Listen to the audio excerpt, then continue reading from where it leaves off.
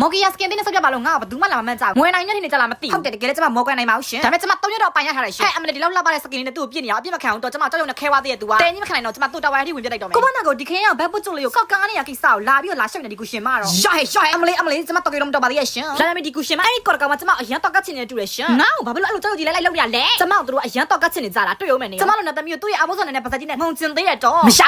က်ငါ့လာမငုံနဲ့